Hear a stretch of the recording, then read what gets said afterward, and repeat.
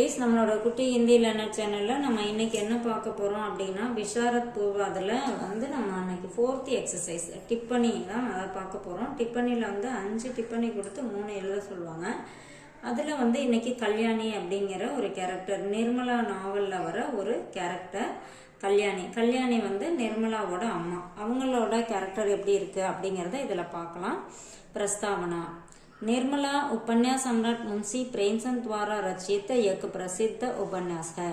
अதாவது நிர்மலா அப்படிங்கிற அந்த நாவல் முன்சி பிரேம்சந்த் அவங்களால எழுதப்பட்ட ஒரு ஃபேமஸான நாவல். இஸ் உபன்யாஸ் में एक महत्वपूर्ण पात्र है कल्याणी. இதுல ஒரு மிகச்சிறந்த ஒரு கேரக்டர், முக்கியமான கேரக்டர் யாரு அப்படின்னா கல்யாணி. கல்யாணி நிர்மலாவோட அம்மா. ஜிம்மேதார் பத்னி. ஜிம்மேதார் பத்னி அப்படின்னா பொறுப்பான மனைவி. कल्याणी अपने पति उदयभानुलाल को शादी में खर्च को लेकर सावधानी बरतने की सलाह देती है. அதாவது கல்யாணி என்ன பண்றாங்க, அவங்க பொண்ணு நிர்மலா கல்யாணம் நிச்சயம் பண்ணி அதுக்குரிய ஏற்பாடுகளை அவங்க அப்பா பார்த்துட்டு இருக்காரு உதயபானுலால். அப்போ அதிகமா செலவு செய்யும் போது இவங்க கவனமா இருங்க அப்படின்னு அவருக்கு அட்வைஸ் பண்றாங்க. जब खर्चा बढ़ जाता है तब वह उन्हें सावधानी देती है. எப்பெல்லாம் செலவு அதிகமாக பண்ணுறாங்களோ அப்போ அவங்கள இவர் எச்சரிக்கை பண்ணுறாங்க. பாருங்க, பின்னாடி நமக்கு செலவுக்கு காசு இல்லாமல் போயிட போது நீங்கள் பார்த்து செலவு பண்ணுங்க அப்படின்னு எச்சரிக்கை பண்ணுறாங்க. சுவாபிமானி நாரி. சுவாபிமானி நாரின்னா சுயமரியாதை உள்ள ஒரு பெண்ணு. वह अपने आप को पति की தாசி நகி பல்கி அர்த்தாகினி மான்திகே. அவங்க என்ன நினைக்கிறாங்க, நாம ஹஸ்பண்டுக்கு எப்பயும் அடிமை கிடையாது, அவங்கள ஒரு பாதி நம்ம அப்படிங்கிறத நினைக்கிறாங்க.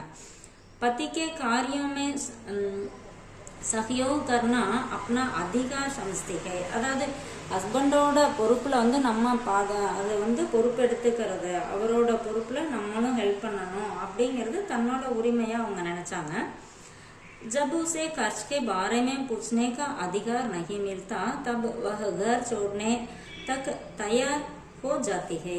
அதாவது இவங்க அவர் செலவு பண்ணும் போதெல்லாம் எப்பெல்லாம் அவர் செலவு பண்றாரோ அப்போ எச்சரிக்கை பண்றாங்க. அப்படி பண்ணும்போது உனக்கு கேட்கறதுக்கு உரிமை இல்லை அப்படிங்கிற மாதிரி அவர் ஏதாவது சொல்லிட்டாருன்னா அப்போ உங்க வீட்டை விட்டு நான் போறேன் அப்படிங்கிற மாதிரி ஒரு இதுக்கெல்லாம் வந்துடுறாங்க.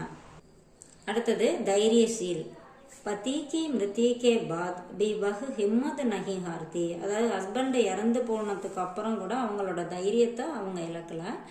நிர்மலா की शादी के लिए हर संभव प्रयास करती है. நிர்மலாவோட மேரேஜை எப்படியாவது நடத்தணும் அப்படிங்கிறதுல அவங்க ரொம்ப முயற்சி எடுக்கிறாங்க. அடுத்து பாருங்க, மம்தாபரி மாதா அப்படின்னா ஒரு அன்பான தாய். वह अपनी दोनों बेटियों के भविष्य की चिंता करती है और उनके उज्जवल जीवन के लिए प्रयत्नशील रहती है. அதாவது இவங்க என்ன பண்றாங்க, அவங்க 2 பொண்ணுங்களோட வாழ்க்கையை பத்தி ரொம்ப கவலைப்படுறாங்க. அவங்களோட ஒரு ஒளிமயமான எதிர்காலம், அதாவது அவங்களோட ஃபியூச்சர் லைஃபுக்காக ரொம்ப என்ன பண்றாங்க, நல்லா வரணும். அதாவது உஜ்வல் ஜீவன் அப்படின்னா நல்ல வாழ்க்கை பிரகாசமா இருக்கணும் அப்படிங்கிறதுல அவங்க ரொம்ப முயற்சி எடுக்கிறாங்க. தோஷி. தோஷி அப்படின்னா குற்றவாளி. எப்படி குற்றவாளி ஆகிறாங்க அப்படின்னா, நிர்மலா की शादी टूटने पर जल्दीबाजी में वह अधेड़ उम्र के तोताराम से उसकी शादी तय कर देती है. அதாவது நிர்மலாவோட மேரேஜ் நின்று போச்சு. அதுக்கப்புறம் இவங்க அவசர அவசரமா என்ன பண்றாங்க, ஒரு அதே உம்ரை அப்படின்னா ஒரு நடுத்தர வயது அப்படின்னா இவங்களோட வயசு 2 பங்கு இருக்கக்கூடிய ஒரு தோத்தாராம் அப்படிங்கிறவரோட நிச்சயம் பண்றாங்க இவருக்கு. जिससे निर्मला का जीवन दुखमय हो जाती है. அதனால நிர்மலாவோட வாழ்க்கை என்ன ஆகுது, ரொம்ப துயரமாயிருது. निष्कर्ष.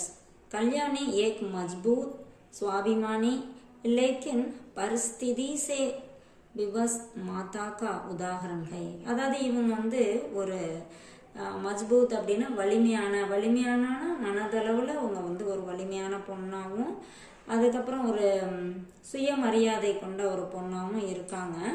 ஆனால் சூழ்நிலைகளால் ஒரு கட்டுப்பட்ட ஒரு தாய்க்கு எடுத்துக்காட்டாக இவங்க இருக்காங்க. उसका चरित्र नारी जीवन की वास्तविकता को दर्शाता है. இவங்களோட வாழ்க்கை ஒரு பெண்களோட வாழ்க்கையின் யதார்த்தம் எப்படி இருக்கும் அப்படிங்கிறத நமக்கு பிரதிபலிக்கிறது அப்படிங்கிறாங்க. இது டிப்பனி அப்படிங்கிறதுனால கொஞ்சம் ஷார்ட் ஃபார்மில் இருக்குது. உங்களுக்கு இது ரொம்ப யூஸ்ஃபுல்லாக இருக்கும்னு நினைக்கிறேன். தேங்க்யூ.